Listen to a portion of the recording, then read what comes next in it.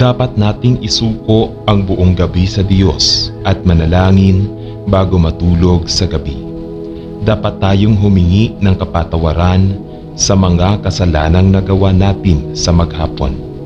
Tulad ng ating mga panalangin sa umaga, dapat tayong humingi ng patnubay at awa sa Diyos upang tayo ay Kanyang gabayan at tulungan. Makapangyarihang Ama, lagi kitang sinasamba. Maraming salamat sa araw na ito na puno ng biyaya, pagmamahal at kaligayahan.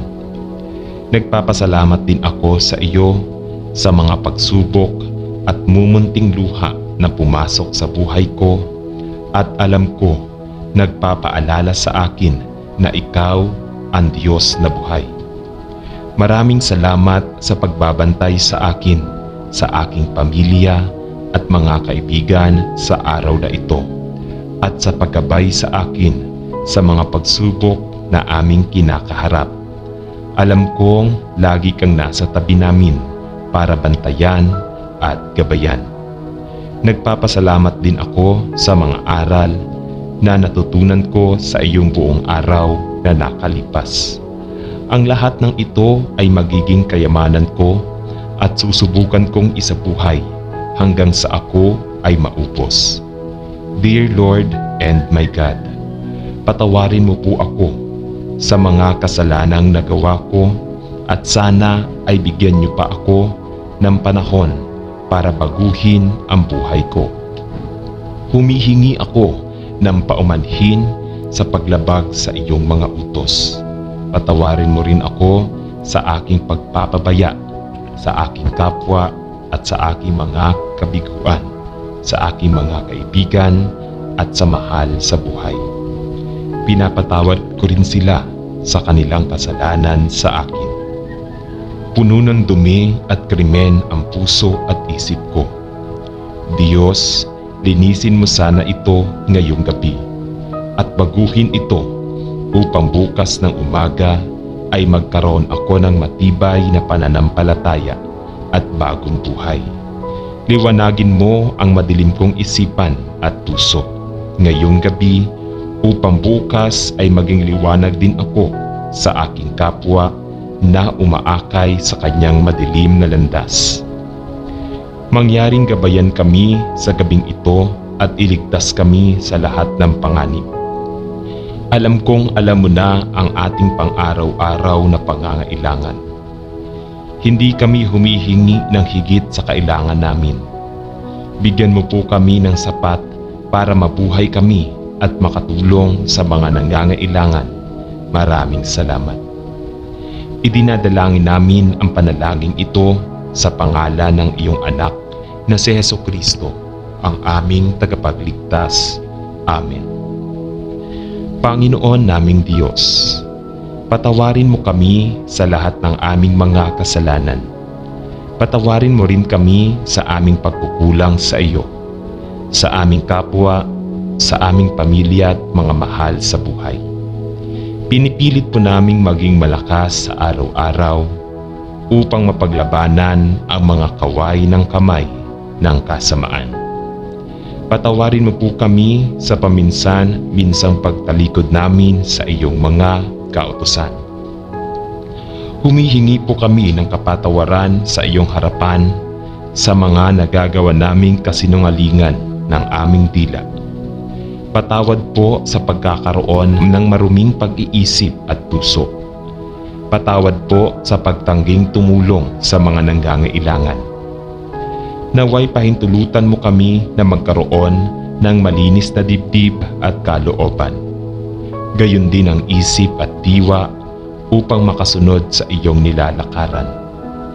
Panginoon, gawaran mo kami ng mapagpatawad mong kadakilaan at bigyan mo kami ng matibay na paninindigan upang itakwil ang kasamaan.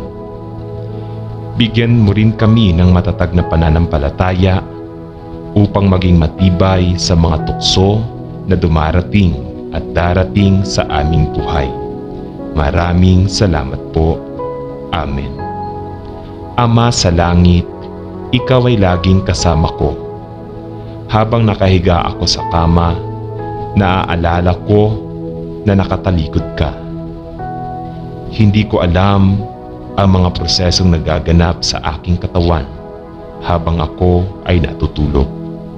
Ngunit alam mo ang bawat silula sa aking katawan.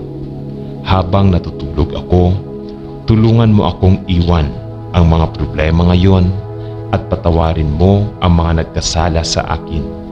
Sa aking pagising, naway maalala ko na ang aking mga kasalanan ay napatawad na at ang iyong awa ay bago tuwing umaga.